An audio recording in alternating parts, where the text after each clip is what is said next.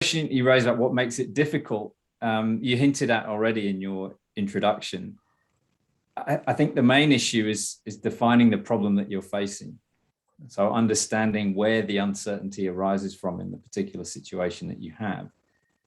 And once that problem has been defined and we know the situation we're facing, we understand what it is that we're trying to figure out, then we can start to categorize or think about the uncertainty in different ways. We can define it in terms of things that we can know, that we can find out, and things that are simply unknown or unknowable.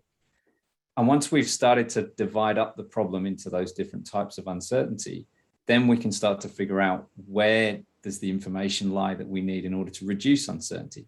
Being in this uncertain state is aversive to most people. They don't like that sense of not knowing.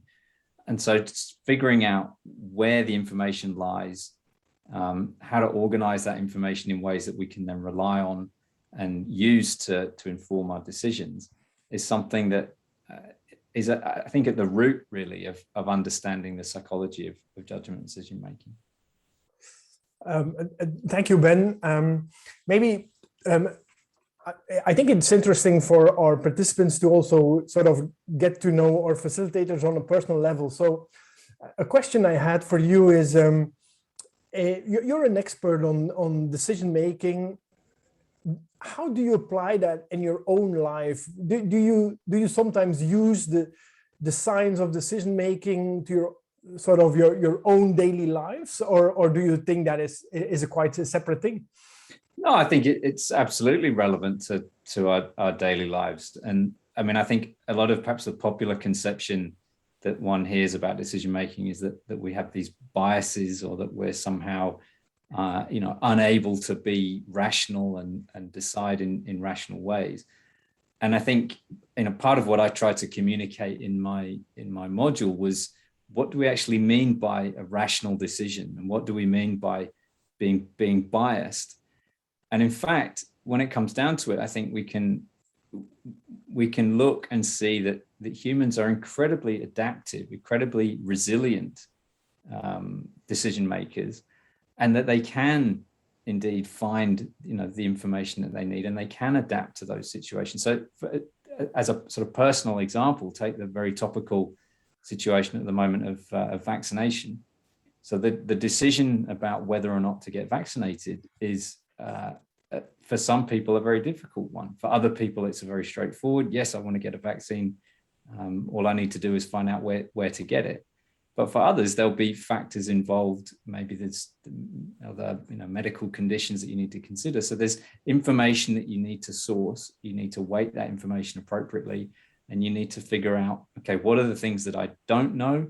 I don't know exactly what the impact will be on me personally, but I can find out what the impact has been on people like me. So I can get that sort of information, and then I can start to sort of compute, if you like, or calculate what's the best way and what's the best course of action for me, and understand the factors and the reasons going into that. And yes, there are certain things about the way that we think and the way that information is presented to us that can lead us in one direction or another. But I think one lesson that I try to apply in my daily life is not to get carried away too much by this idea that we're biased and irrational and subject to all of these different vagaries of information and memory, but that we are an incredibly intelligent, adaptive species, and we need to back ourselves a bit more in certain situations. Thank you, Ben. And I find that very enlightening, because we are used to hearing about all these biases in our decision making and information processing. And I used to have, and you probably are familiar with it, there's a sort of a visual map of all the biases around there. I used to have that in my office, and that makes people quite depressed, actually, thinking about how biased we are. Yeah, I think it is. It's something which makes you feel disenfranchised, or not empowered to actually be able to make decisions and to develop your own leadership style that builds on those capacities that you have. So I think there is a bit of a need to redress that balance from the biased state into the adaptive decision maker. That is great. And Ben, you've had a look at what our other experts are talking about. Are there any sort of links that you see or questions that you have for any of our other panel members, something that you would want to ask that relates to what you'll be talking about? Yeah, I think so. So thinking about Joe's contribution, once we've sort of amassed the information that we have and arrived at this decision, particularly in business context, we're often required to communicate that decision to others, and importantly, to get people on side. So Joe, I'm interested in the current environment, what would be one of the most important things to keep in mind in order to do this effectively? I think that's such a key phrase, Ben, in the current environment. And I love the idea of, okay, so we've come to some decisions. How then do we get those decisions out there in the current environment? And I just think it's having a real awareness that in the current environment, there's a lot of noise in people's heads that can stand in the way of whatever decisions you might be making, landing successfully with those people. So I think it's backing ourselves and seeking to just slow the communication down, particularly initially. So if you even see all the messages coming through on this call, everyone seeks to see each other and connect first. And I think it's the same in a leadership relationship, that to an audience, a leader is quite famous in that moment where they talk about the decision. And the audience have come with a real sense of expectation that maybe they might hear what's the story here. And we're just hoping that if you're going to tell us a decision or current thinking, that you will see the audience you're speaking to on this day at this time. And what I've really noticed on a number of calls that I've been at lately, where I'm really curious to hear about what the leader might have to say, is that they often move straight to the decision. Here's the PowerPoint slide, here's a list of all the things that we've been doing. And that, of course, is very important and really great. But in this current environment, I would be hoping that a leader connects first, seeking to say, here's the relevance for the people on this call at this time, on this day, and then leads with content. But I know when you're the one that's got all the decision, you've been thinking about it for weeks, you're so ready to just deliver it. I just think it's really important that it's not an information dump, that there's a connection that takes place. Thanks, Joe. And that is so valuable. And I'm so happy that you're part of this group, because you're such an expert in how you sort of set the stage and deal with different audiences and sort of the present. And I can already feel that even in this call that you sort of make us all a bit more relaxed and sort of more attentive. And that is truly, that is so important, because in a lot of leadership models, you see the sort of recommendation that a good leader has they even say a bias for action, right? And we could say a bias for making decisions. And you're sort of reminding us, be cautious there. You also need to communicate and get people moving along with the sort of actions or decisions that the way you want to go, right? Yeah, I think so. And I think what's hard in a virtual environment is that if you're doing that really well, Frederick, when you're in the room, you can really sense how those things are landing. And I think at these times, we're really having to back ourselves on all the experience we bring from the roles we've done in the past, and to trust that in this virtual world, what I was doing well in the room, I've just got to back myself that that's still happening here. But I've really got to trust that in cyberspace, what I'm saying, I have to think I've got to reach out to who this decision is for, and give it time to settle, because those people are still cooking baked dinners for their kids or weighing up a vaccination or homeschooling, and yet they're hungry for your message. They just need to make sure that the connection is massaged. But maybe that's my own bias too. Who knows? To Ben's point about biases. Well, maybe turning to your own bias. So you have all those insights and the expertise that you build. Is there any way that you sort of can give an example to our participants how you apply that or how it has made a difference in your own life? In terms of communication and influencing in my own life? Yes, for instance. Yeah. Look, I had a long career in comedy where my communication was often being very visible up there on stage and failing dramatically. And so I think a big part of my influence comes from recognizing that communication it's not a perfect art, and that you will fail. There will be times when you seek to influence and you can tell you haven't got people yet. And for me, the lifelong learning is really getting comfy with those moments where you can tell, wow, I'm really curious. I still haven't influenced you. Let me try it another way. And I well remember on stage getting to that point where I realized if I don't commit to this part of the communication and if I don't own that I'm trying to influence, they'll be able to sense it. It's almost like they can smell it. But I've also got to own the bits where it fails and go, I'm still good enough. I've just got to find a new way of saying that to make the influence take place. And then in my personal life, I think those moments really matter, don't they? When you're seeking to communicate with people you love the most and you're seeking to influence. And I think I've started to understand, it's just understanding what is the gig. You know, in comedy, the gig is to make people laugh. In learning, the gig is to ensure that people catch those messages and get to explore them.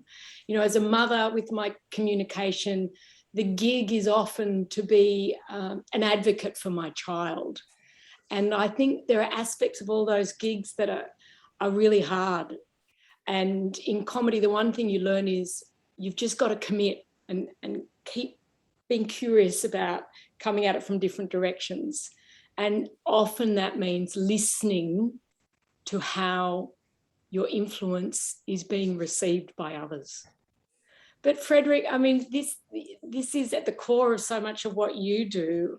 I think it's so interesting, the relational aspect of leadership that you explore. And I'm really curious, in this time, what are you noticing? Are there any current, emerging trends or changes that you're observing, considering, talking to people about with the relational aspect of the leader and those who follow the leader? Yeah, that's a very good question. I feel that we're in a very difficult time for a lot of leaders, especially, I would say,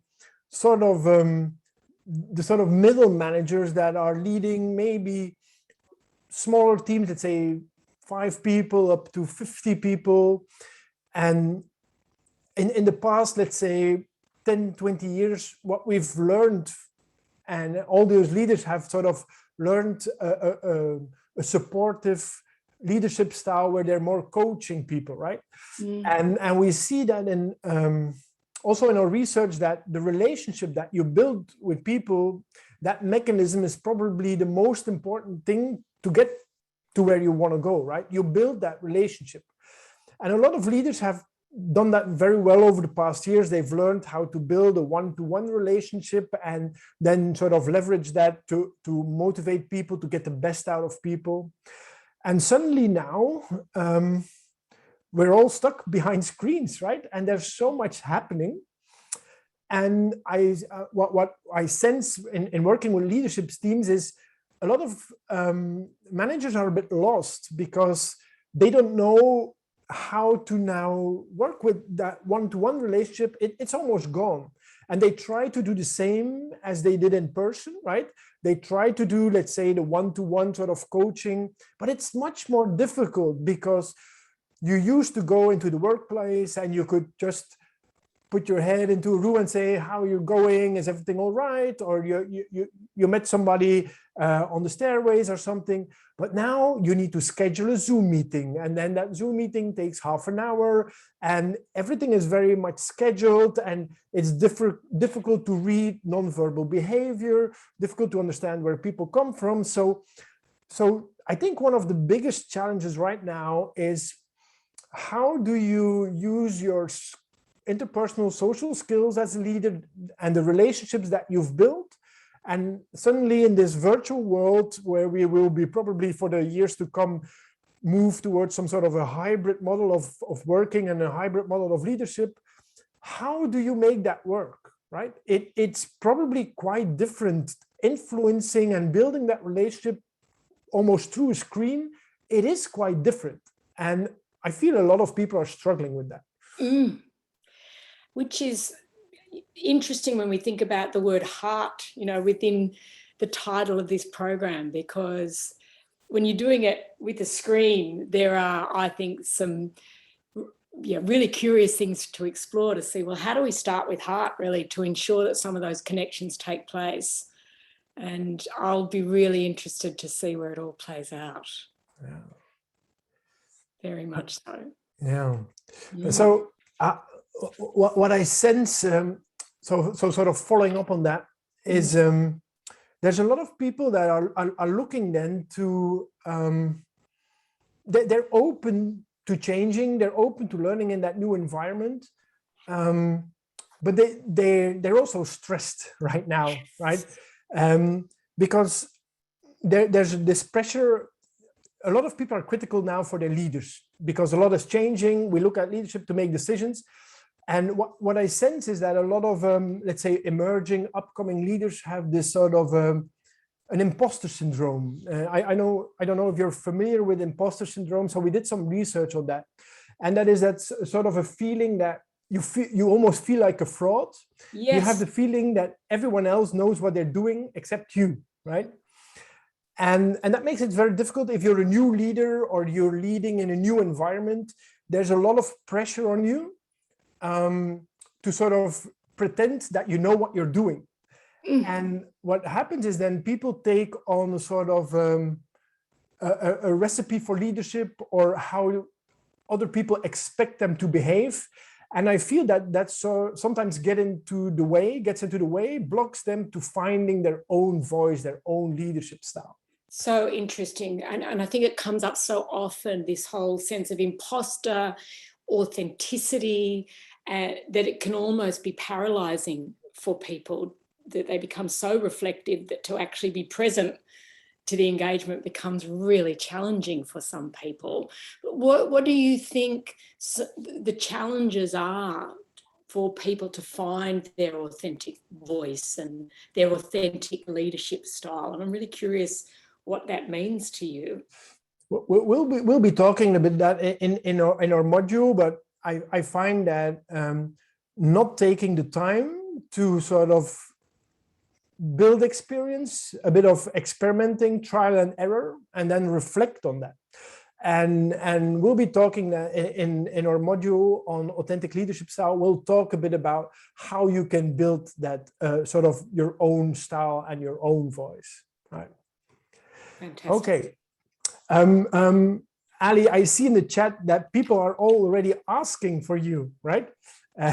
So I'll move to Ali to hear a bit more from Ali about a key challenge in the environment right now is authentic leadership, and Ben talking about decision making.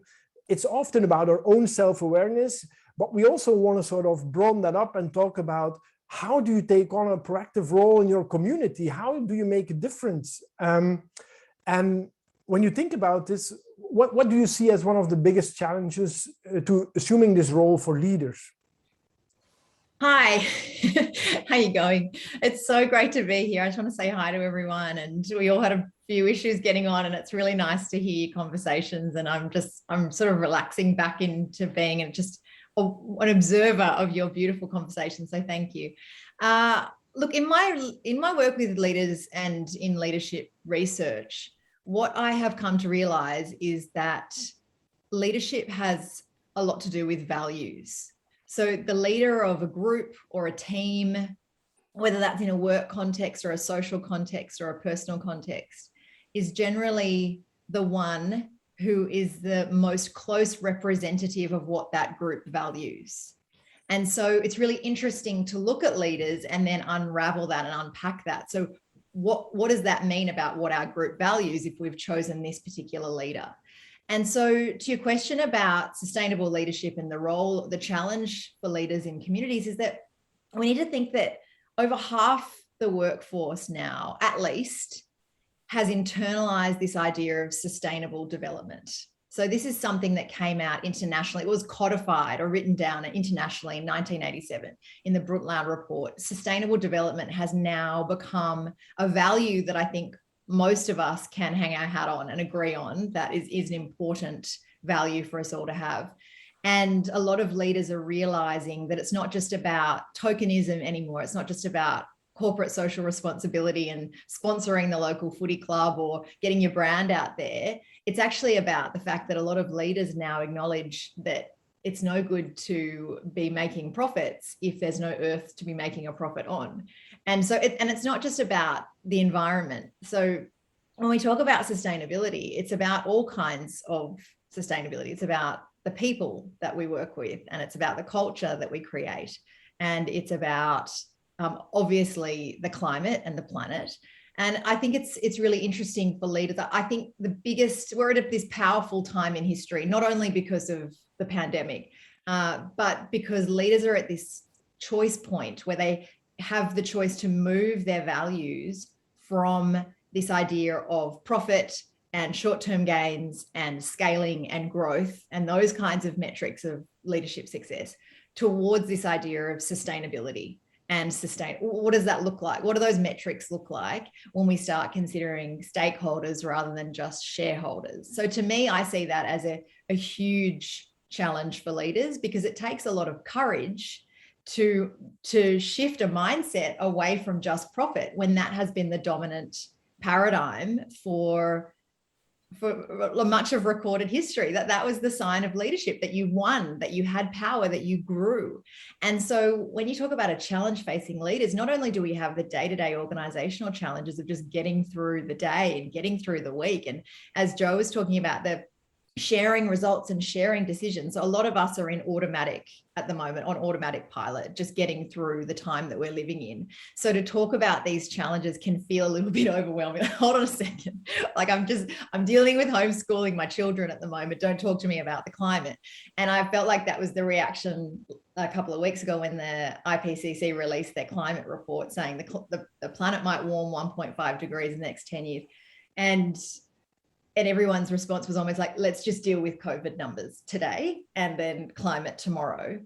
So for leaders, it's this almost a poison chalice in a way, because you've got the day-to-day of now, and then the longer term, how do we promote sustainable development? But it's also exciting because you've got a whole workforce of people coming through who want to work on these issues and are passionate about these issues and want to prioritize sustainable leadership over the short-term gain metric of leadership. So it's also a huge opportunity for leaders now. And I see the greatest success coming from organizations where the leadership has internalized that narrative or that goal. Like, we really want this. We're really passionate about it. It's not just lip service. So then you have to take a step back further and see, well, really it's about that self-leadership. What are your core values, and how are those core values aligned with the organization that you're leading? And Ali, if what I sometimes feel is what you were just saying, that there's a sort of, let's say, new generations that are very excited and sometimes maybe push their organization forward, but sometimes that creates also a bit of pressure and stress for leaders in those roles, right? Because the expectations are so high. And do you have any experience with working with those leaders, or how to deal with that sort of pressure? Yeah, so for me, it's about seeing it as an opportunity first. rather than experiencing this as a challenge or pressure. You know, it's the same generation gap that plays out in families. You know, when the kids come along and they're dressing a certain way. My 9-year-old son currently has a mullet. Now, just to be clear, if we weren't in lockdown, he would not have it. It's sort of a joke because he had his birthday and it was all the footballers have the mullets. And as soon as hairdressers are back on, the mullet is reversed. It is gone. But it's funny, you know, so there was a part of me that really wrestled with this. I mean, it's not a big deal, the haircut of my child, but for me, it was a bit of a challenge allowing that to happen because of my associations with mullets. But then when you think, look, this is a bit of fun to make light of the fact that we are living through an extraordinary time in history. So we need to when you're working with leadership, I think change, and Ben was speaking to this as well, change is a constant. So I think the more we try to control and say, this is my mindset and this is my paradigm and this is my idea of success, if we stop listening, we stop leading. I think that's the key for me. And so if you have a huge part of your stakeholders, you've got the people who work for you, a lot of, and I'm sure it's not just coming from young people who are employed by these organizations. I'm sure it's coming from suppliers. I'm sure it's coming from all sorts of places. There's lots of push and pull factors. But if you're hearing a narrative over and over again from different stakeholders, I think it's time to listen. And there's that Deborah Ancona from MIT, that's her sense-making piece. And I saw that someone wrote about that in the chat. That's actually sensing, oh, okay, so this is a message that I'm hearing a lot. Let me learn about that. Let me go into that beginner's mind and just listen, which is core to Joe's ideas around communication, just opening up and listening. I think a lot of the time, the reason people, and particularly leaders, shut down is that they go into vulnerability around openness and listening. You know, if I'm a leader, therefore I must have all the answers. And that's why we have imposter syndrome, because half of us who are honest say, oh, I don't have all the answers. Does that therefore mean that I'm not a leader? And no, it doesn't at all. I mean, I think the most successful leaders, and I just saw someone mention Brene Brown. I love Brene Brown. She's really changed the conversation around this. The most successful leaders are the ones who say, I think I might have gotten this wrong. You know, I think my mindset about the way that I've been dealing with our suppliers, or the way that I've just been looking this purely through a P&L is not right. Can you educate me? Or whatever words work for you. And so I think that can be a bit of a mantra for leaders. See change as an opportunity rather than a threat, and be open. And that's what we see. The leaders that continually succeed are the ones who can experiment and iterate and see change as as a possibility. Thank you, Ali. That's really great. And I'm really looking forward to your sessions, because it sort of also links with what I will be talking about, a bit of authentic leadership style, which also means finding your own purpose. But you are, of course, an expert in then sort of how do you link that with the larger purpose of the organization. I'll be, Joe and Ben and Ali, opening up to you if you have some sort of final reflections or recommendations of how people should approach this whole program of your own session, if they can sort of mentally prepare for this. And while you're thinking about that last question, I'll maybe say to all the participants how this is going to go, the next steps. So you'll have for each of the modules, you'll have a short 15-minute sort of clips that provide you with all the content. And then with each of our facilitators, there'll be one interactive session where you'll be able to ask all the questions that you have while you've read about things, you've listened, you've reflected on those things. And then we make sure that you have a sort of let's say, intimate conversation with each facilitator alone. So the other facilitators won't be there. That'll give you all the time and space to really go in depth and reflect on those things, because I can see in the chat there's a lot of excitement right now, and people have all these great ideas and questions. And I would advise you, remember your questions, keep those questions and ask them directly to our facilitators when you're in sort of the personal session with them. I'll go back now with a sort of a final question to each of our facilitators, thinking about how people could prepare. It could be about mindset, it could be about exercises, it could be about preparing for your session. Do you have any advice how they could come to your specific session? And I'm open who would start with that. I'm happy to take that one first, Frederick. I think I mean, I'm blown away by all of the comments and questions and ideas that are already coming up through the chat. It seems like we've got a very engaged and educated audience, which is really exciting. I think just approach that for my sessions anyway, just approach it with an open mind. Just come at it without any perhaps preconceptions about what you're going to be hearing. And just try to take from it what resonates with you the most. So there'll be for some people, it will be perhaps familiar concepts. For others, it will be brand new.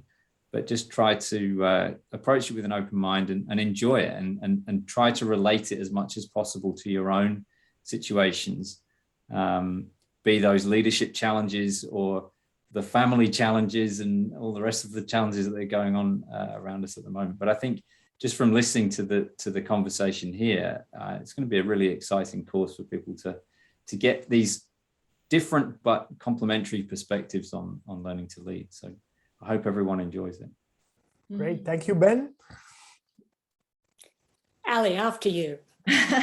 So I was just thinking that I'd love people to come to my session without any preconceived ideas that I'm going to be an environmentalist, you know, with these ideals, pushing ideas onto anyone, because I actually see myself as part of the problem. You know, I've internalized the mindset of the industrial growth capitalism, capitalist society, where we all want to acquire and success looks a certain way. So I feel like I'm in the shift as well. I'm part of the transition too. So it almost like come with me as we make this shift together. And I'm also quite passionate about the fact that there's a lot of pressure on individuals to change our behavior when a lot of the problem evidently is from organizations. So it's really exciting to play this role together where we can potentially lead organizations towards sustainable ways of living and really have a huge and positive impact on the planet. Thank you, Ali. And Joe? Oh, fascinating. Picking up on some of what you were saying, Ali, you know, things that we internalize and this whole idea that I've somehow got to fix myself when in fact there are organizations and that too that we're going to be looking at. But my session is really, again, asking all of you, okay, how do you want to show up in the work that you do? And I think in these uncertain times, if people can just come to my sessions a little bit excited that I'm not going to try and fix you, but I am going to try and connect you to the power of your presence and say, we've all got it. We all are really good at seeing it in other people. And my question to you is, you know, do you back yourself on what you do bring to your interactions as being good enough and just in time? Let's get ready to go back to some of the basics of communication. And that will help us get much more comfy being in a place where you're visible, where you don't know all the answers, because none of us do. Just come ready. But, you know, come ready to get up on your feet and try a few of the things that I discuss in some of the lectures. And I really look forward to the Q&A. Okay, thank you, Joe. I'm already excited for your session. So I'll try also to answer my last question on how to prepare for this sort of leadership thing. What I've noticed over the years when I work sort of in executive education and work with leaders is everybody has already read so many books and everyone has a favorite theory and a favorite author. And sometimes people also try to convince others about you should read this, or this is the best book, or this is the best style. And so my invitation to all of you is sort of try to put that knowledge aside for this program. We all know that you have a lot of experience, you've read a lot, but I'd like to make this a sort of an experiential approach. And it's really difficult because we are all sitting, well, most of us are sitting at home behind the screen, listening. That does not really invite for an experiential approach, but I would say put all the knowledge you have aside and sort of ask questions about yourself, try to see, could you use this? Could you experiment with this? And I think that could be the best way to learn from this. And then, of course, you'll add with your own writings and your own experience and your own books. But it really helps if you come sort of free, unbound by any sort of previous knowledge to this sort of leadership programs. And I'm really looking forward to get any sort of feedback and input. And I know our other facilitators do so as well. Absolutely. Okay. So I think we'll pause it here for our first introduction of our facilitators. I really want to thank Ben, I want to thank Joe, I want to thank Ali for being here, for taking part, for creating this completely new course. We've never done this before, so it will be really exciting also for us. And I know that everyone is looking forward to working with you. And so I wish you best of luck. And we'll be seeing each other in the next modules. And this specific session has been recorded as well, and will be accessible for you to view again at your leisure. Good evening, everyone, and thank you for joining us. Bye. Thanks, everyone. Bye-bye. Thank you.